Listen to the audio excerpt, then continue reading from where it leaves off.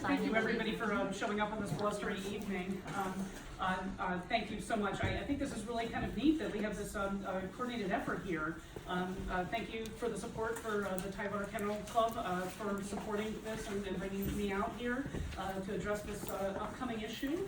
The last time I spoke to the longstanding TKC was probably 1998, 1999, and I was responsible for running the blood bank of Southeast Virginia, and I was shamefully soliciting blood donors at the time, and I still have the newspaper article framed in our office from when some of you folks, members, helped us out with some of your bigger dogs.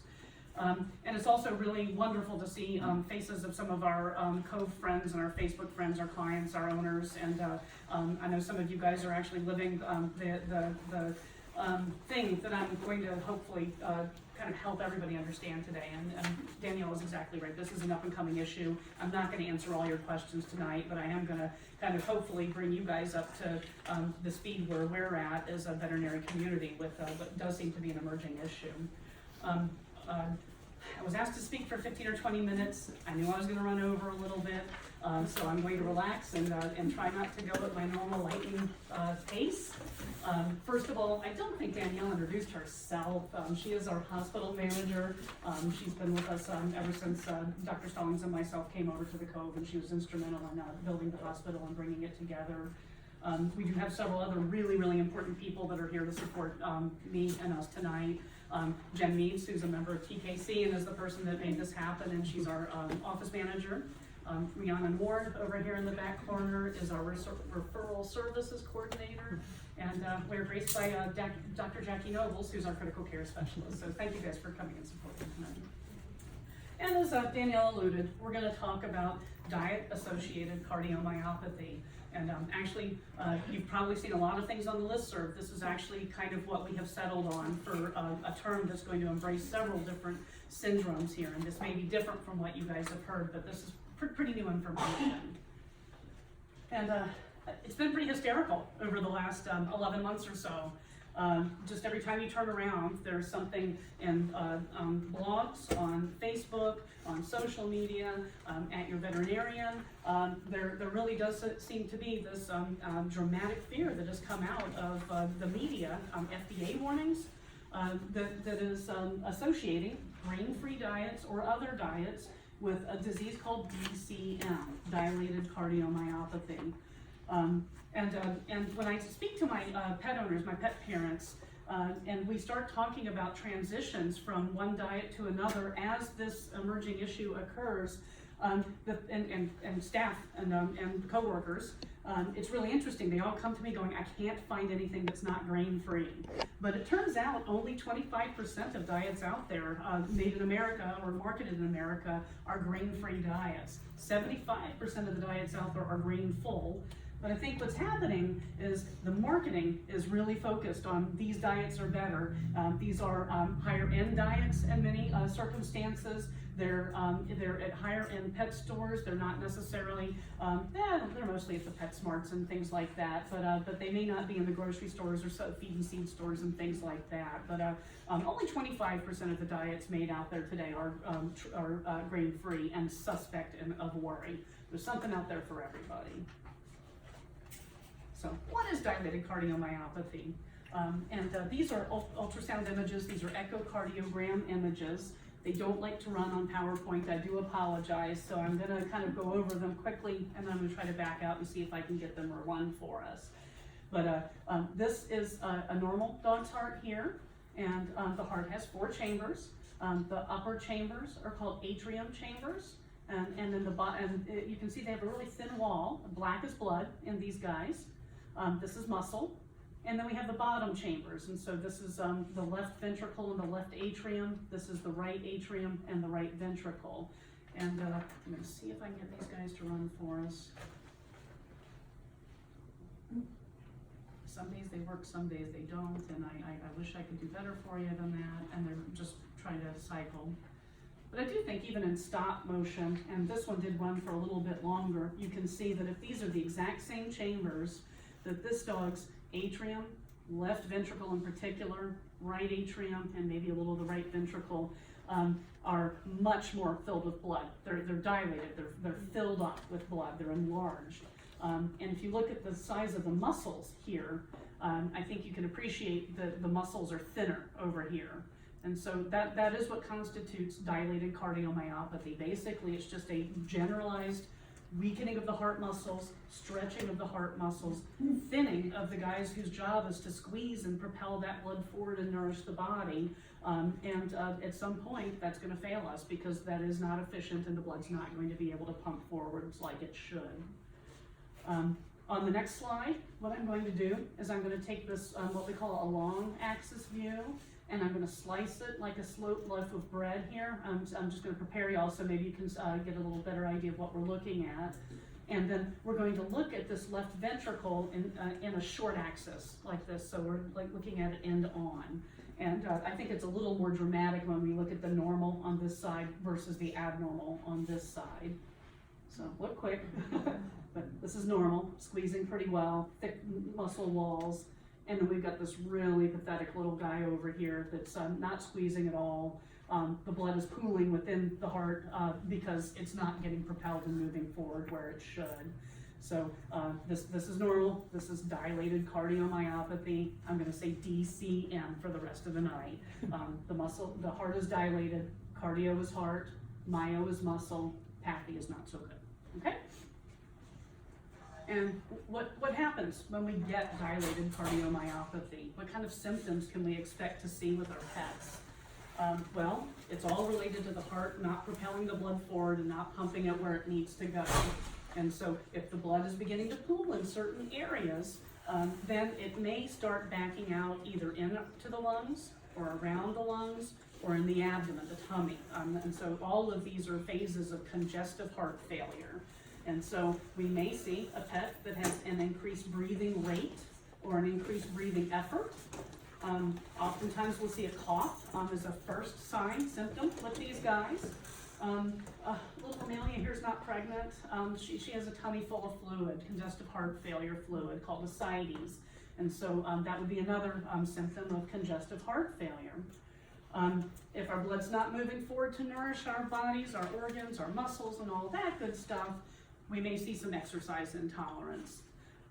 Unfortunately, it can get even more dangerous than that, and some of these guys do collapse, often with activity, often due to irregular heart rhythms, or the heart just not moving the blood around where it needs to go.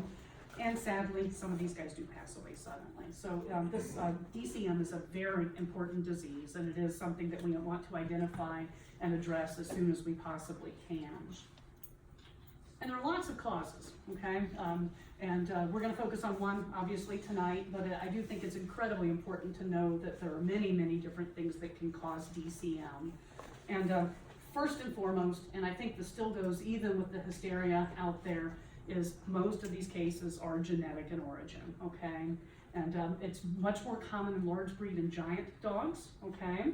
And we have some poster children here, and those of you who are familiar with these breeds and are more predisposed to the big guys know this in your breeding programs. Dobermans get a particularly rapidly progressive form of DCM, so they're very high on the list.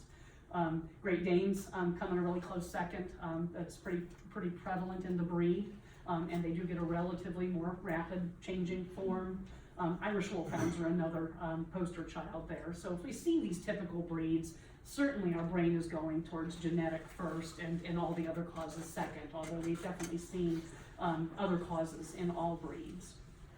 Infectious diseases can affect the heart muscle and make it weaken. Parasites, bacteria, viruses. I think the ones that we think of most are the things that come from ticks. So things like Lyme's disease and Rocky Mountain spotted fever and Ehrlichia and things like that.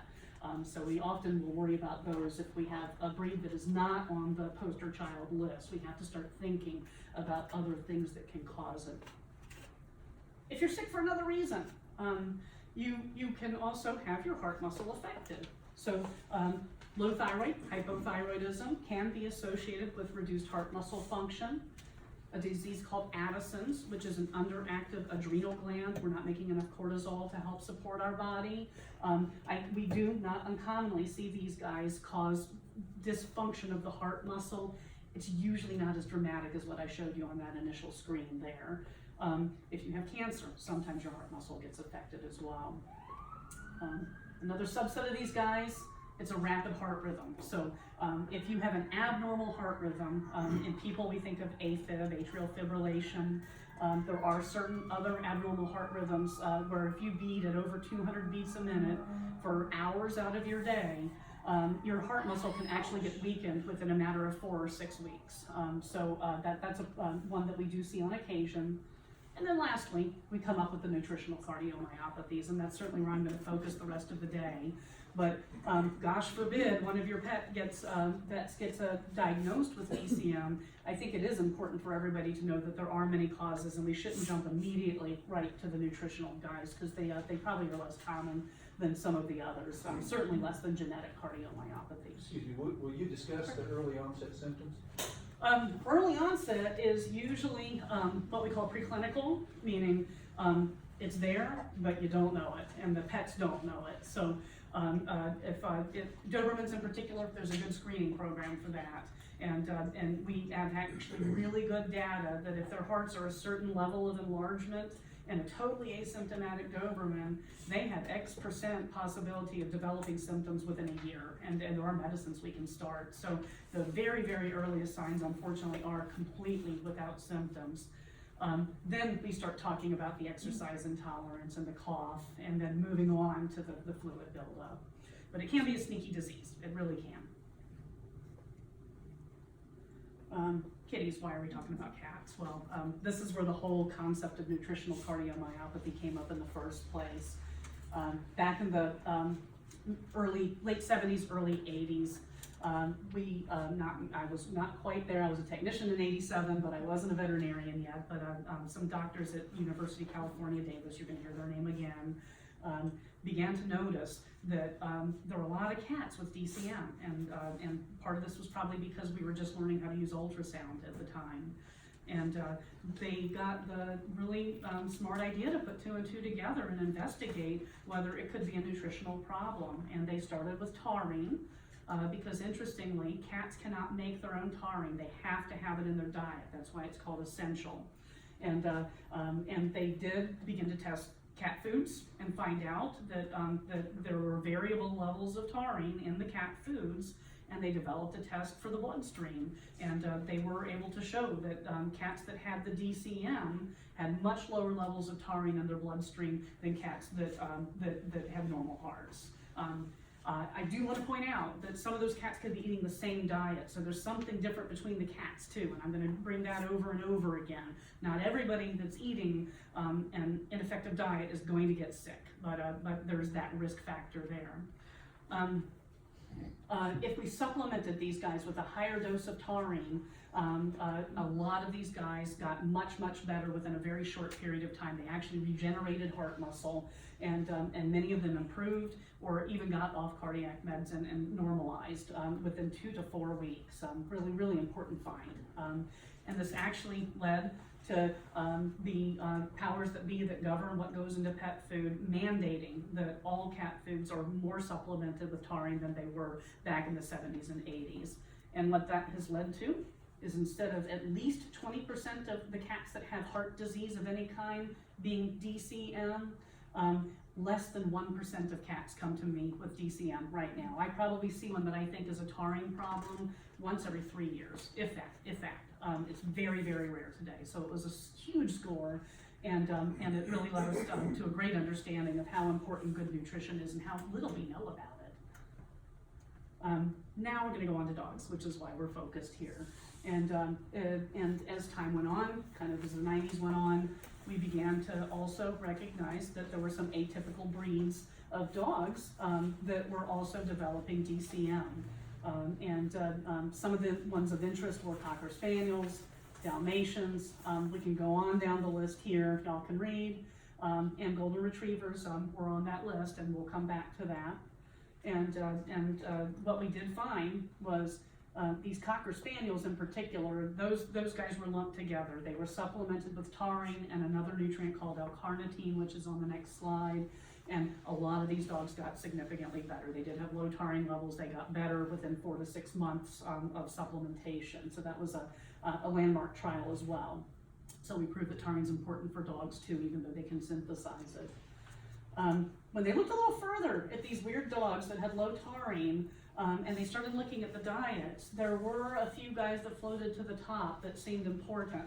And one of the big ones was a lamb and rice, a strict lamb and rice diet, and Labradors in particular for some reason.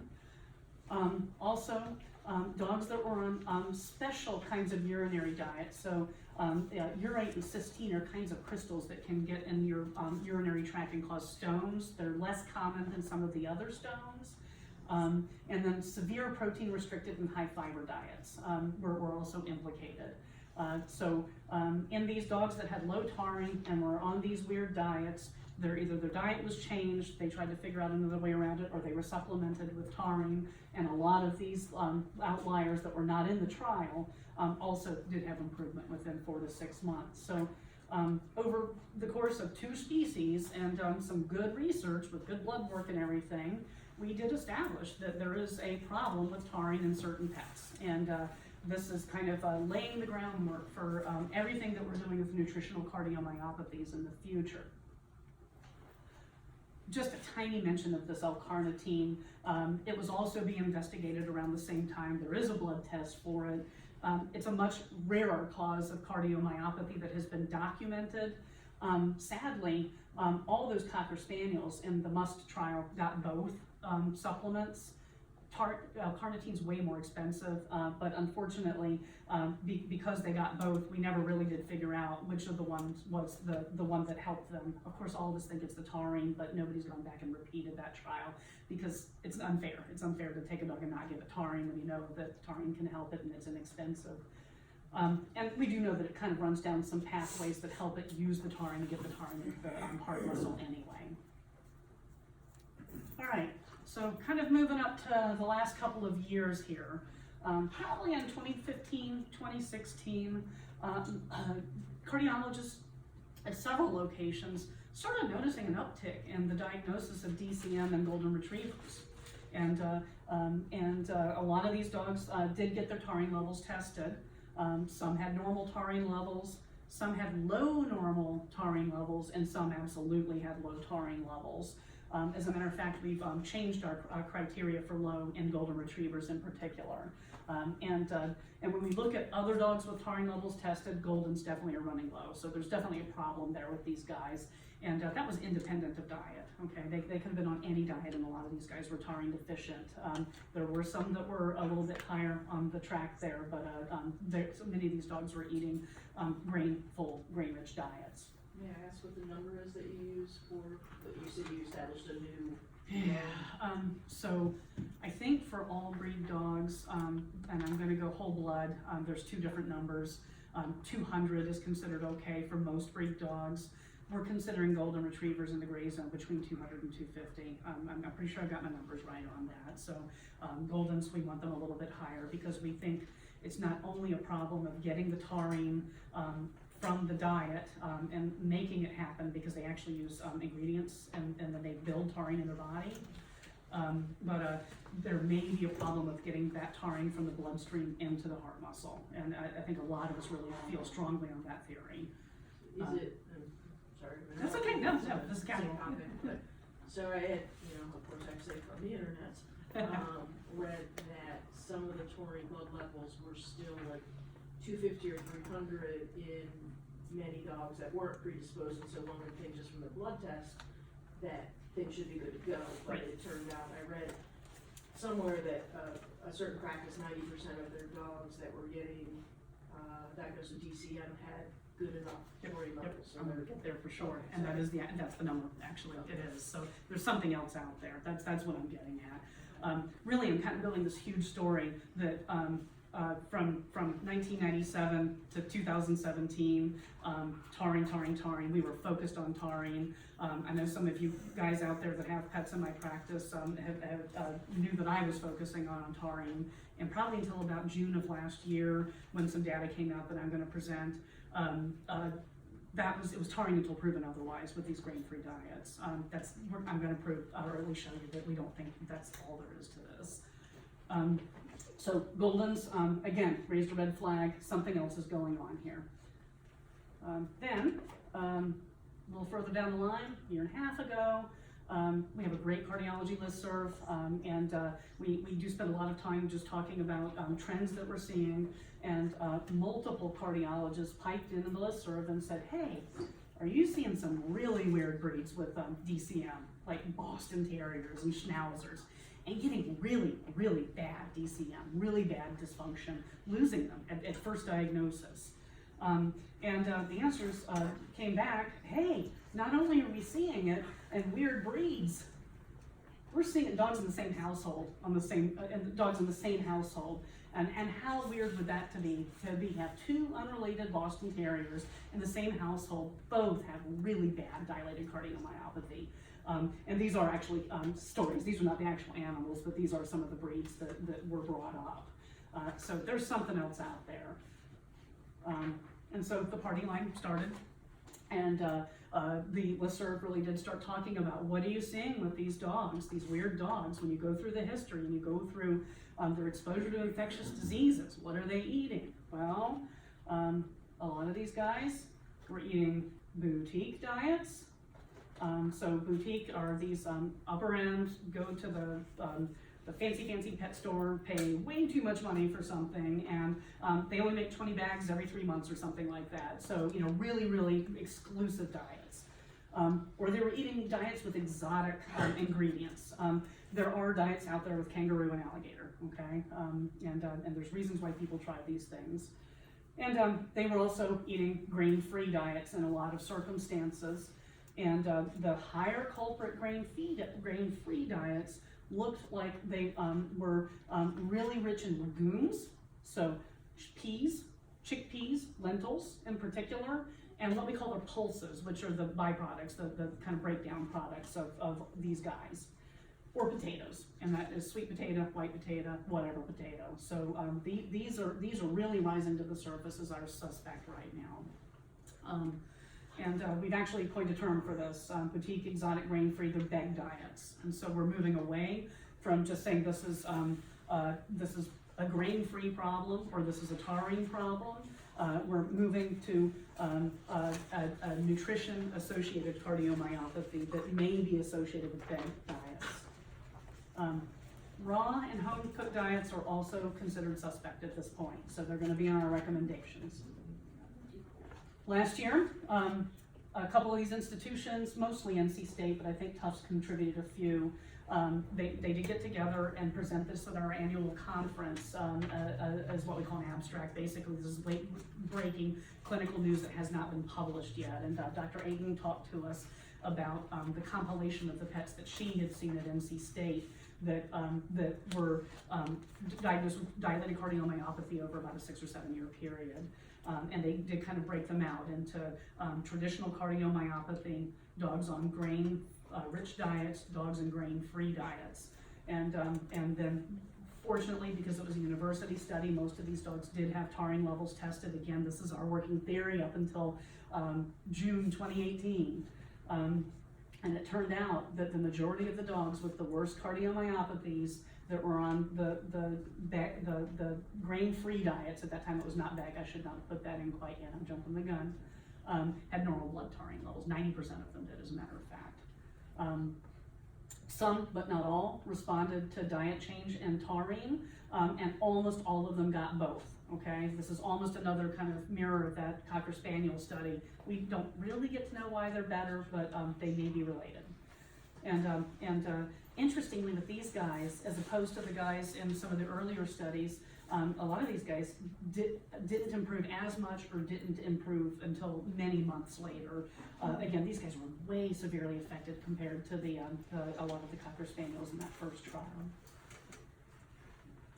So when we take all this information in, really, I think we need to sit down and kind of decide what our subsets of DCM are and how they're related and not related. And in December of this year, the guys that have been doing all this investigation actually did go ahead and publish kind of a what we know as of now. And what we're going with is we've got subsets of DCM. Genetic is still up there, up there, up there. We also acknowledge fully there are taurine deficient dogs and they are taurine responsive and that's all they need. But there is another group of nutritional cardiomyopathies out there that these guys have normal blood taurine levels. So what's going on? Is it still related to taurine? I mean, is it possible that these guys can't get that taurine from their bloodstream into their heart muscle? Yeah, it's very possible. Are there some other nutrients that are being blocked by the formulations of these diets? Absolutely, that's on the table. Are there toxins in these foods? Are they not highly regulated? And is there a toxin that's across the board in these legumes? And you know, we know how intensive farming works these days. And again, what we're going to come back to is not every diet on diet XYZ is going to get dilated cardiomyopathy. It's probably a very small percentage. It's enough to raise alarm. It's devastating if it's your own pet. It's even more devastating if 2 of your pets in the household get it. But not all dogs get affected. And I'll go one step further on that. The giant unanswered questions, and I wouldn't have gone further if I didn't get more time up here. We also don't know how long they need to be on the diet, if getting other sources of nutrition is helpful or hurtful, and is the damage ongoing even after you switch the diet off. So we still have lots of questions left that we need to answer. And then, yes, there are many other causes of cardiomyopathy that cardiologists need to keep their minds open about at all times. So what are our current recommendations? And this is the FDA, and this is the veterinary nutritionist, and this is the veterinary cardiologists who are doing the forefront in research. And this is the slide that's really gonna probably get me eaten alive here.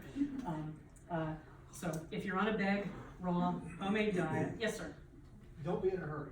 Oh, okay, good, Yeah. okay. I mean, these people are here to see you. This is my talking We're speed, gonna- actually. That's my We're guys' work. We're just gonna have a Thank brief you. business meeting after you're done, but please, we don't want you to leave anything out. We don't want this crowd to not get what they need to hear from you, so take as much time as Thank you you, need. thank you. A lot of times we'll sit here and you know, for a lot longer, but anyway, just. No, don't I'm rush. Please don't rush. definitely spanning more than I thought I was gonna be able to, That's because fine. it is hard to drill this stuff into 15 minutes, but thank you.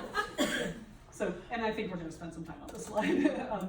So if they're on a bag, if your pet is on a bag, raw, homemade diet, strongly consider a diet change until more information is out. We just don't know.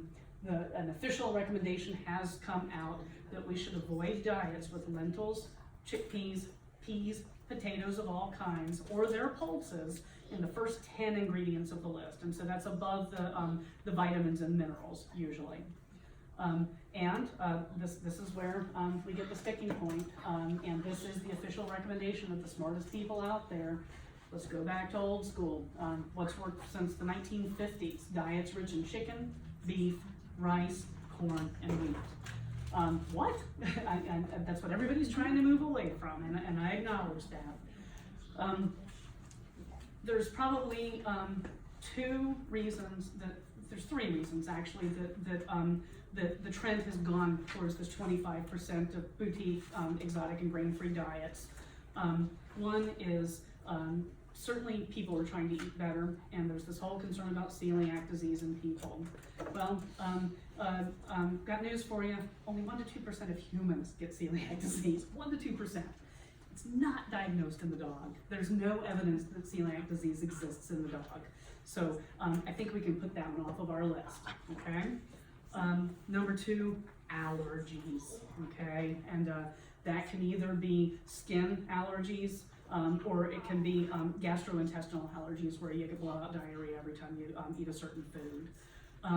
The truth of the matter is that, that although it seems like you may see an association with changes in diet and your dog's itching and scratching or their GI tract, there are many other reasons that could be there besides allergies. In particular, skin allergies are more likely environmental than food related.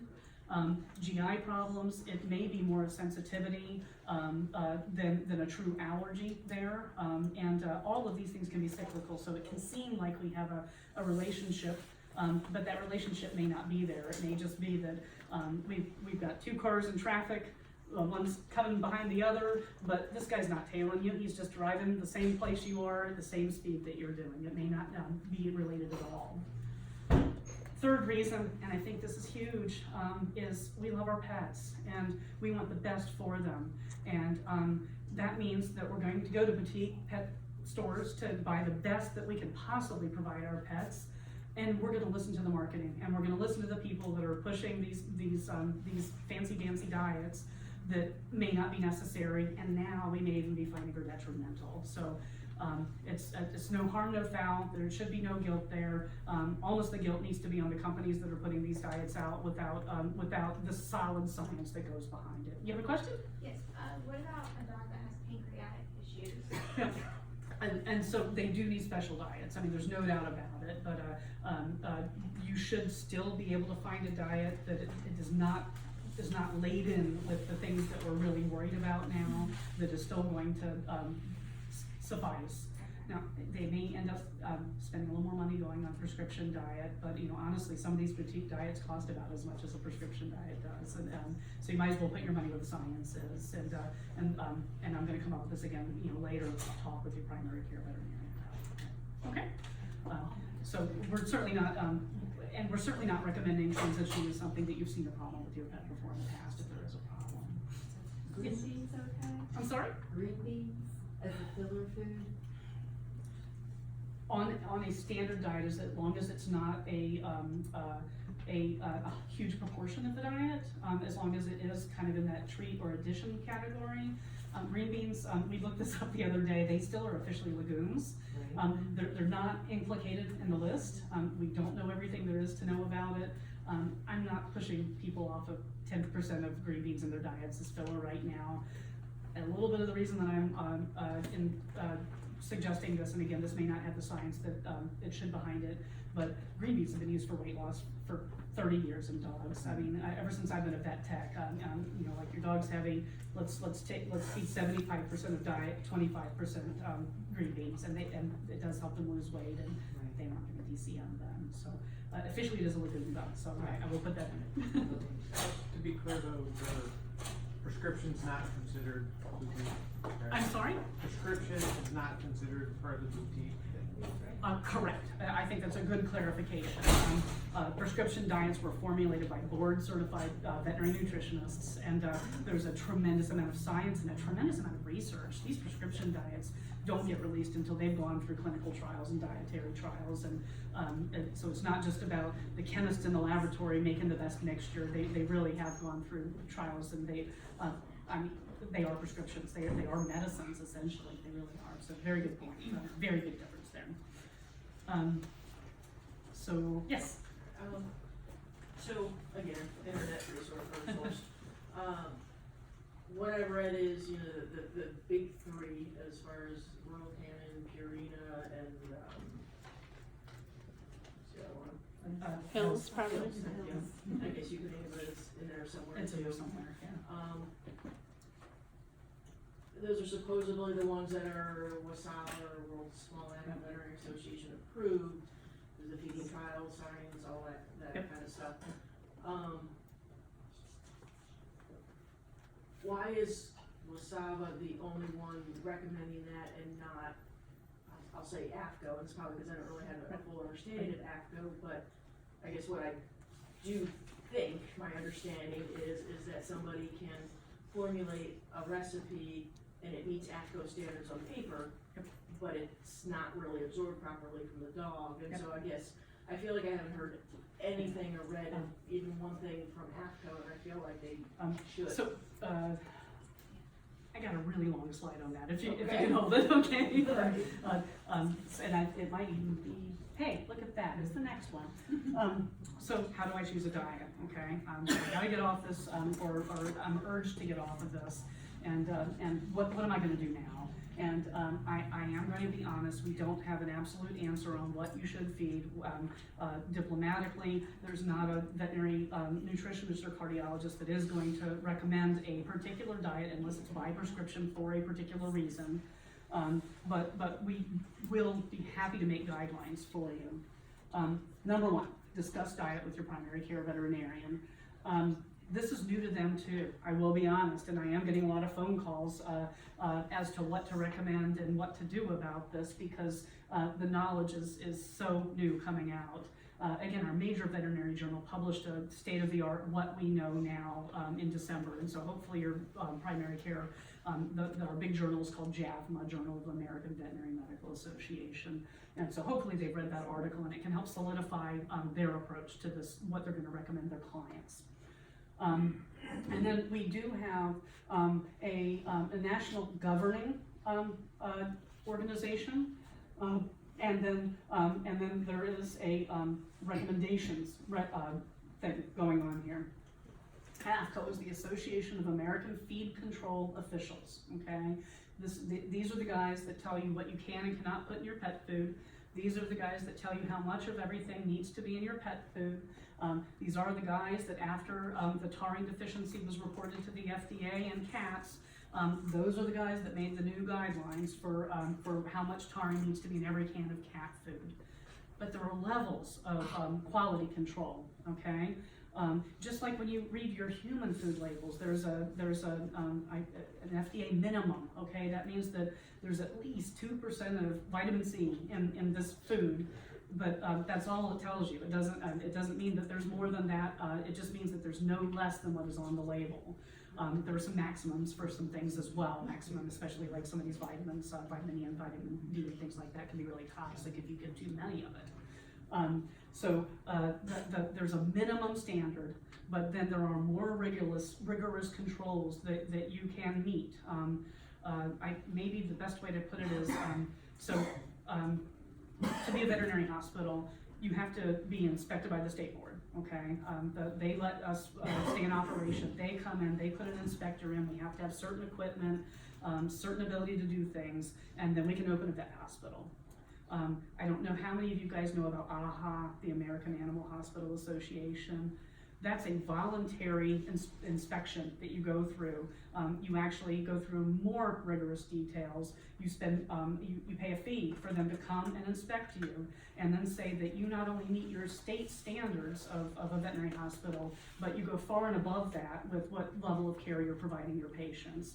And that's kind of where AFCO has these levels. And some of these pet foods have gone through what they call guaranteed analyses, and they have gone through feeding trials. Okay, they haven't guaranteed that you have magnesium and taurine and calories and salt. And what I put in the bag, this is what I put in the bag. Okay, that's the lowest level. But they can go all the way up to dietary trials, and that really even proves like what's in the bloodstream. You know, they're testing what's in the bloodstream after they feed it to these guys, a lot of that research, almost all that research, is done by board-certified nutritionists or PhDs in nutrition. The trickle-down effect is that the big three are trended towards because they have the most numbers of nutritionists, because they make prescription diets, and you get that trickle-down effect from all the knowledge we get in the prescription diets and the medicine that goes behind that. Well, why would you not use that information to formulate the rest of your diets as well? But so there are levels with AFCO there, and many of these boutique diets, it really is. I have ingredient number 1, ingredient number 2, ingredient number 3. We put them in the bag. We don't know how they're going to interact with each other. I'm just meeting the bare bones requirements there, which is why WSAVA, the World Small Animal Veterinary Association Congress, has come up with more stringent recommendations. I brought their little handout that you can get online, but I didn't bring it today. It's intense, I'll tell you that. It's in like 2 font, and it is hard to understand. But they have actually published guidelines of if you want to do very best for your pet, these are the questions that you want to call the company and ask. And number 1 on that list, number 1 of all things, is do you have a veterinary nutritionist on staff or a PhD in animal nutrition that is formulating your diet. A number one, right there, science, science, science. The list goes on from there and starts talking about what level of study, how far did you go to prove your food is nutritious? But that's where we are with that. And sadly, the big three actually have the money to do this, and the little guys, the money's not there for the dietary trials. What about homemade diets? Oh my God, this is just too overwhelming for me. I'm so worried about the vitamin D is the new thing in some of the foods, and of course the freeze-dried chicken and the kidney failure, and with a couple of years ago in pets. I don't trust anybody. I don't trust the man, especially the man, and I'm gonna cook my own diet. Well, if the guys making pet foods out there that are pretty smart, maybe veterinarians, can't get it right, then we certainly can't get it right. So if you are going to switch to a homemade diet, and there's nothing wrong with it, do get a veterinary nutritionist involved. And they're called Diplomats of the American College of Veterinary Nutrition. And the two that I work most frequently with are North Carolina State and Tufts. They're just, Tufts is very famous for nutritional research, and NC State's where I came from. I think it costs about $200, $250. They actually look at your pet's medical records. This goes for prescription type things as well if you have a picky pet. And they'll actually come up with at least 2 formulated diets with a variety of ingredients. So hopefully you can fit your pet's tastes there. So they won't even give you just one, they'll give you a couple there. But the phosphorus and the calcium and the minerals and all that are equally important. I didn't say this at the beginning. All of these recommendations, all of the websites that I'm pointing to, they are in the little brochure that I brought. They're all on the back there. So I know I'm going fast. You don't have to write the websites down. I didn't even put them in the talk, but the information is ready for you guys to take home. What other actions? Okay, I've been feeding a veg diet. Oh my goodness, what am I going to do? Oh, I'm going to switch my diet, and we're going to do that slowly because we don't want to cause GI upset. Over a couple of weeks. Should we do any other actions at this point? And the current recommendations are, it's kind of up to you. If your dog is feeling well, you have a good relationship with your primary care vet, transition may be all you need to do in an otherwise healthy pet. Again, the percentage is pretty low of the guys that are getting this. You could consider testing for taurine levels, and they do recommend 2 different kinds of tests. And then do it before you switch to food, obviously, but then of course you can monitor for the symptoms that we talked about, and subtle things like that subtle cough. We used to be ahead of me every time we took a walk around the block, and now we're side by side, and now he's lagging behind, and that would be a time to get your veterinarian in the loop. And then further screen is based on your preference. I definitely am doing echocardiogram screenings on asymptomatic dogs with normal taurine levels who've been eating veg diets, but the parents just want to know. And that's not wrong. It may not be in everybody's choice bag. And what if your dog is diagnosed with DCM that we are suspicious is nutritionally mediated?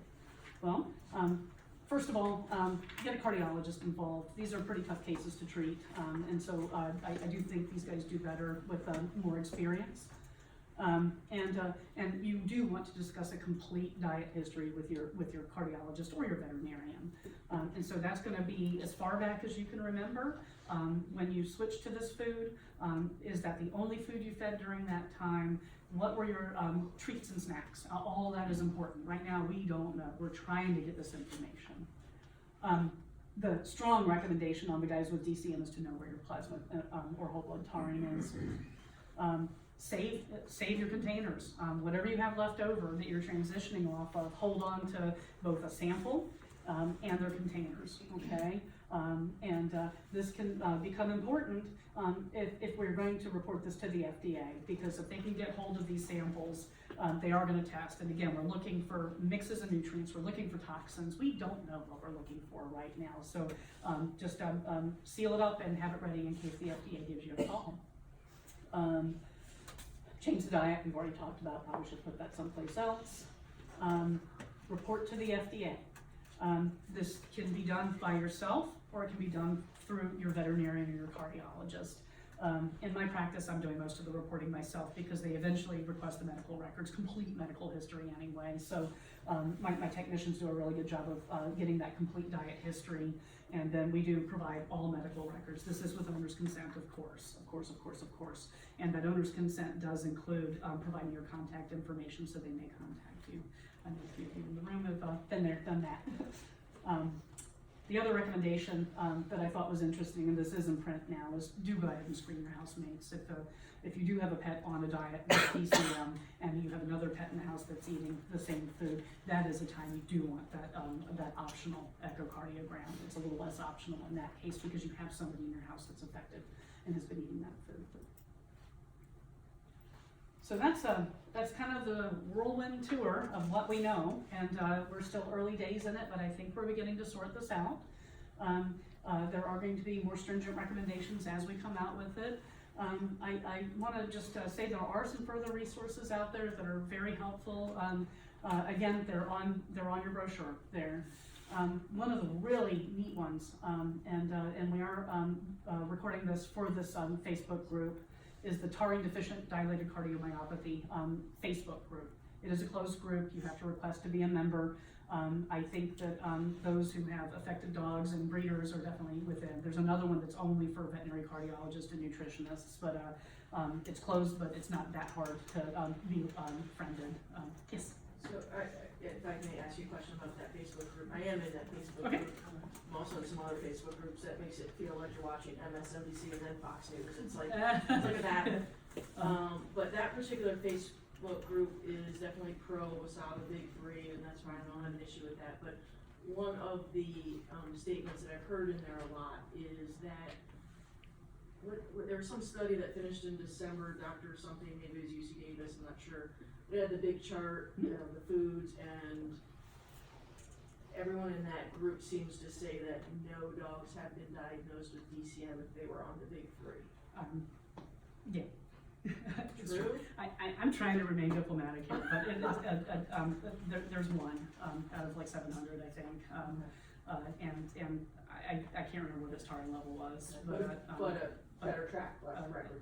They do, Yeah, they really okay. do. And I know there's a lot of pushback with the big three because they're corporate, because there's a lot of rigmarole about where they're sourcing their ingredients and where they're made. That is also rigmarole. Like 80–90% of the ingredients are sourced in America. Now that doesn't mean that they're organic and clean and toxin free, but they're not importing ingredients from China that has heavy lead toxicity in it and putting it in their diets. Again, the other big claim with these big companies are their vigilance is much higher. That they have the money to do the vigilance, and they're gonna pull a recall faster than the smaller companies are. It's gonna get reported faster. There's gonna be more phone calls. There's more diet out there to prove that. And three, they have the money for the research. So I really hate to stand up here and recommend one diet over another, but if you do start really trying to find diets formulated by nutritionists, there are not that many pet food companies in America that have nutritionists on staff. This spreadsheet that she's talking about is available if you are selected into the group.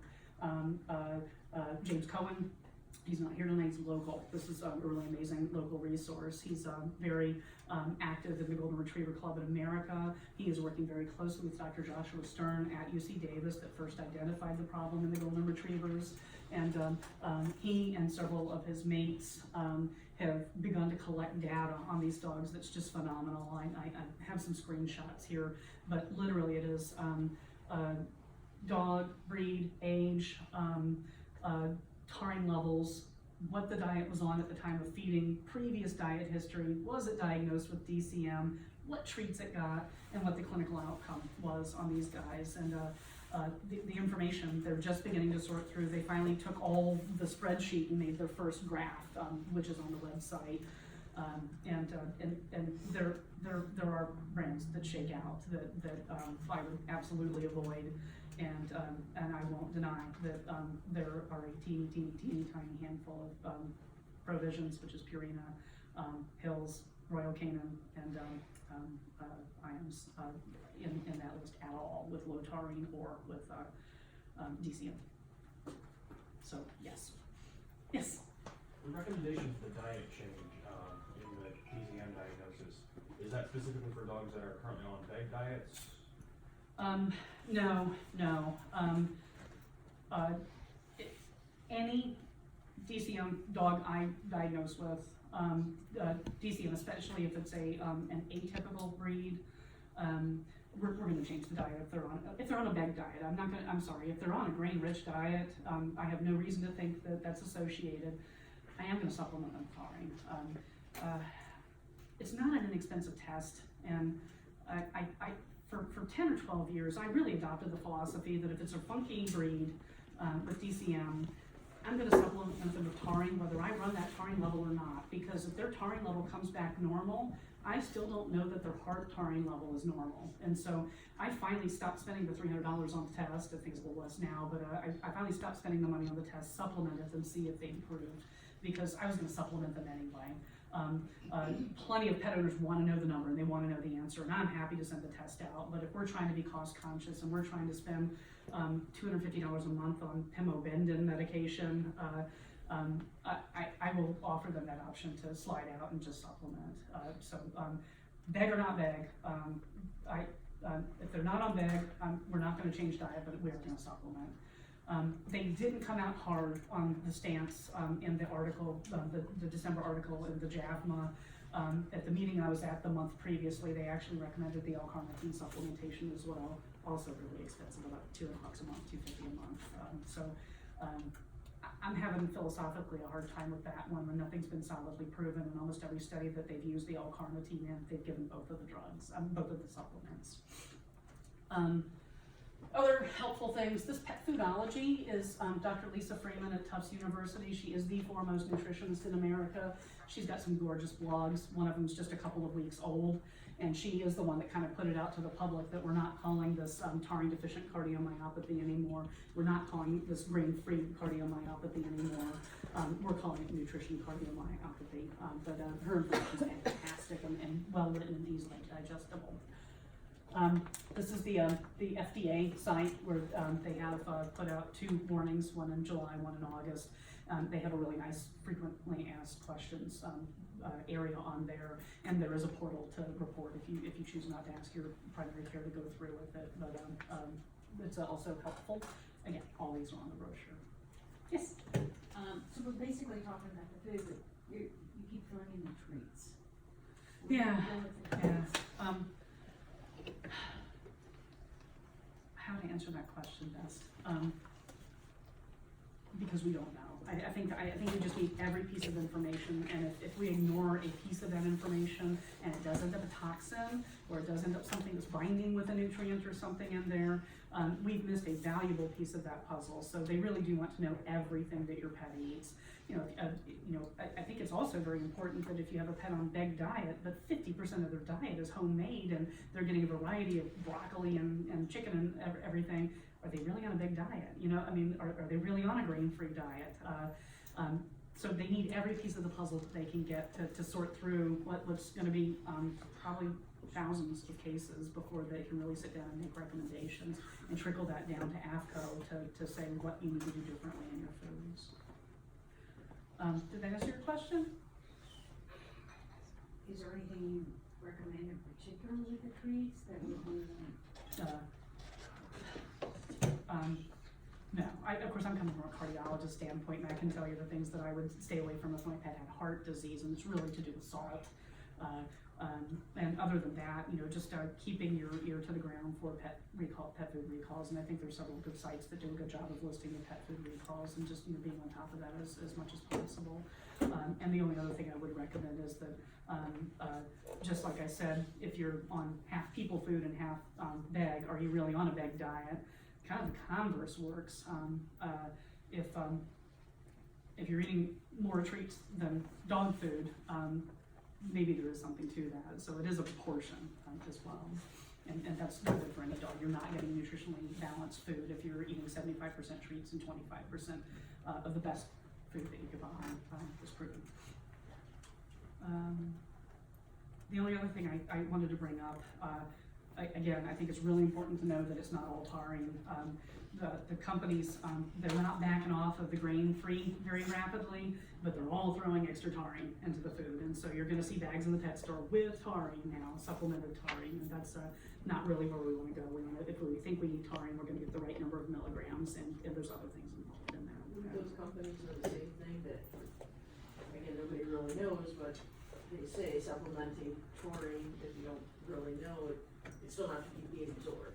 So, Yes, and that's exact, it is it's a weird process. You have to eat 2 ingredients, if you're a dog, and it goes into your intestinal tract, gets absorbed into your intestines, from your bloodstream, into your bloodstream, circulates your blood, goes into your liver, goes to your gallbladder where your bile is, then your bile salts that live in your liver marry the 2 ingredients, then it goes out in your intestines again, and then the final product is absorbed into the bloodstream. So you can see how if you've got something affecting absorption, that you could have a problem there. I mean, it's just weird how nature decided to do that in the dog. So very, very complex. So yeah, if you're on, we're worried that if you're on a lentil diet or a chickpea diet, that's binding with either the pre-taurine or the taurine, and it's just not getting where it needs to go. can I ask your opinion or comments on, and I'm not trying to put you on the spot here, but, okay, so if you read the ingredients of Royal Canin Golden Retriever, so my dog's a Golden Retriever, and it's hard not to notice not really a lot of real food in the list of ingredients. However, there's also that counter argument of it's how it's formulated, it's how it all works together, but I'd like to feel better about reading that list of ingredients. I would forget, that's the other big thing that everybody brings up. It's not just about it's all from China, it's that it's all byproducts. It's about digestibility is part of it, and so sometimes if they are kind of broken down, and the definition of byproduct is not as bad as you think. Lung, liver, kidney are byproducts. I mean, those are nutritious, pancreas, nutritious. And I would like to think that some of the more, yes, sir. Just real quick, can you clear up the difference between, say, fresh chicken and chicken veal? I'm not sure that I can answer that one intelligently, in all honesty. I don't know if any of my colleagues out here have a good answer. Fresh chicken is, water and fat inclusive. Okay, In order to be processed into kibble, the water and fat has to be removed. okay, Now, I might be wrong on the number, but once they remove it and turn it into chicken meal, you're getting about 3 to 4 times more meat. gotcha. So Gotcha. chicken So meal a is more pound of protein. chicken to a pound of chicken meal, there's more meat in chicken meal.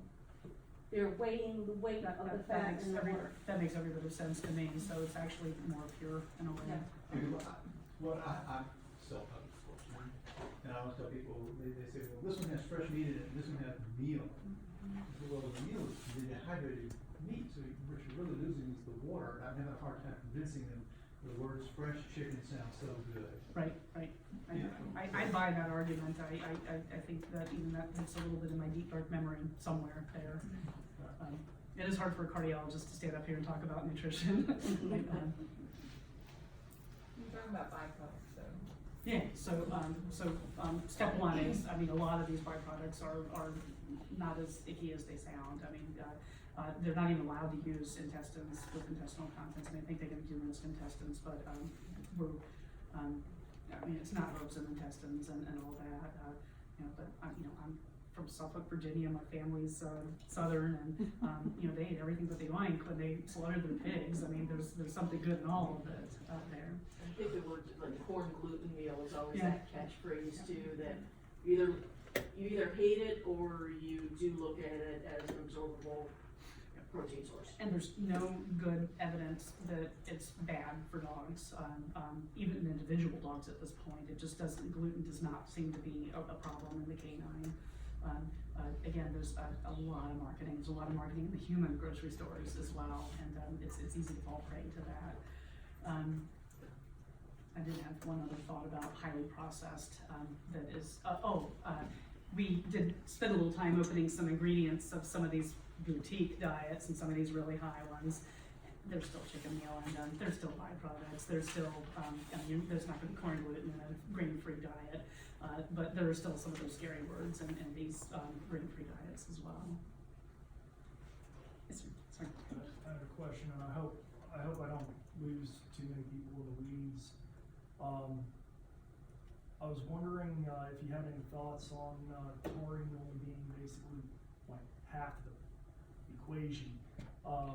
For instance, like dimethyl, sulfoxide, I believe there's a compelling argument to be made that, a lack of sulfur could cause a lot of these, problems, as DMSO has actually been shown in hemodynamically unstable patients or those in hypovolemic emergencies, that it has actually increased cardiac output, decreased systemic vascular resistance. There's plenty of research and literature that actually shows that it's been used in canines to support cardiac health. Do you think it could be related, just simple amino acids, methionine, cysteine, sulfur? So, I think sulfur is a building block of cysteine and methionine. As well as taurine. And cysteine and methionine make taurine. Yeah. I was trying to keep that out of there, but those are the guys that make it. I don't think I can even comment on the DMSO thing. We certainly used it on Parvo patients back in the day, and we used it on horses with Founder back in the day, but most of that, to my understanding, went by the wayside in the 90s, and Dr. Nobles is our criticalist. Is there any good evidence-based use for DMSO clinically that you know of in the recent past? Not currently. Maybe it needs to trickle down from human medicine. Stinks to high heck, makes the whole room smell like oysters. So maybe it does need to trickle down from the human literature. I was just gonna say, one slide mentioned chicken and beef, what about fish?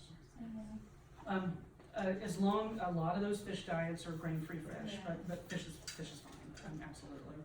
I usually tell folks, if you have a Labrador, don't do the lamb and rice. You just pick something else besides the lamb and rice, but salmon and rice is fine, it seems. What about buffalo in comparison to beef?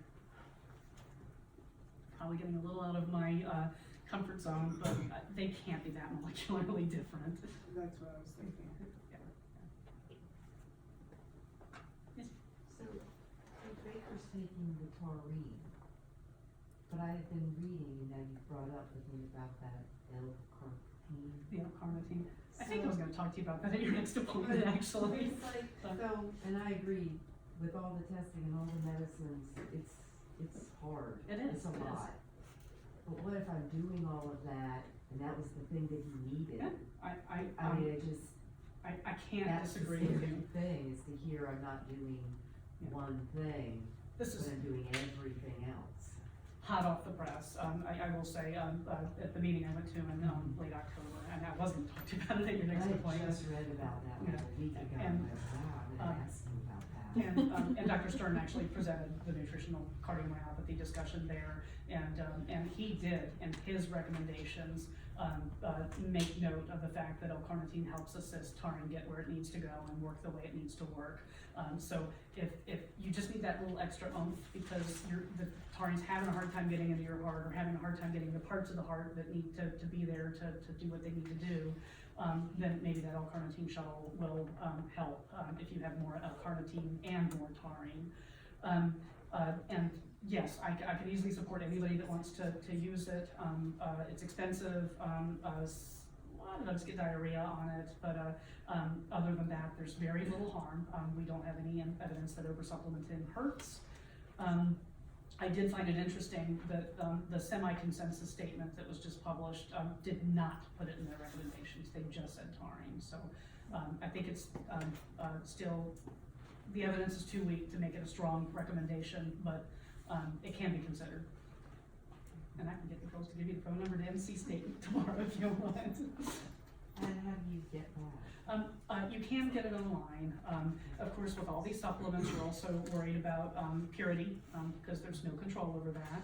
I tried to get on the website that is supposed to publish a new 2018 quality control of taurine supplements that are available. It wanted money, and I was running out of time, so I need a way around that and see if I can get that information. Maybe it will be published public domain soon. So I don't have a recommendation on whose taurine to use. The L-carnitine, the best price I have found and the trust I have is NC State does get it in bulk, so it's in a powder form. It's not capsulated or anything like that. You sprinkle it, over their food, and the research lab will ship it to your house. And so we can do that from there. Anybody else? Is there any just everyday non-supplemental advice you can give for just generic heart health for your canine at home? Other than a completely perfect, complete balanced diet. I think it's like the rest of this: diet, exercise, and routine physical exams. Just be good. I think as they get older, I'm a proponent of the twice annual exam. And that might mean once you're hitting 8 or 9 years of age, you're getting in to see your vet twice a year instead of once a year. Maybe a little bit later for the small breed dogs there, but really it's just catching things early if you can. So a routine blood work, not gonna show taurine. You've gotta run a separate test for it, and so that's gonna add an additional 300 or something to the normal blood work test you're running. Depending on, my understanding, there may be other labs in America that are doing it. UC Davis does the bulk of taurine measurement in dogs. And they do like paired samples with whole blood, which is you pull the blood, put it in the tube, you send it, and then something called plasma, where you spin it down and you send the liquid. And depending on who's running it, what lab you're running it through, and if you send it to a commercial lab, it actually still goes to UC Davis. There's just a markup there. So depending on where that is, it could be anywhere from $175 to $180 to upwards of $300. If you're running both L-carnitine and taurine, it's in the $4s easily. So you've got to have a good medical reason to want to do those tests. It's not But something. it's definitely not gonna show up in your normal IDEX stuff that the vet does. Correct. Should you use a taurine supplement if you haven't tested to see if the taurine levels are right? If you have, if you're on a traditional diet or a non-veg diet, you have a healthy dog that's checked out. There's no evidence those guys need more taurine. If you have a sick dog, that's a completely different situation. But a normal healthy dog, commercial dog foods have that AFCO minimum at least, or maybe more, depending on what level of testing they had. But there is taurine supplemented in every bag of dog food. It's just a matter of how much and how those ingredients are interacting. So are Goldens now considered a suspect breed? I was, And the really active, there's always a difference between the breeding population, because you're trying to keep that population as healthy as possible, and the pet population. The routine testing that goes on in the breeding population, even annually, just escalates with some of these things. A breeding dog probably does need to at least have a baseline taurine. I don't think any of us know whether they need to have serial taurine levels. Is this something that depletes over age? The DCMs do not tend to hit you until you're a little bit older.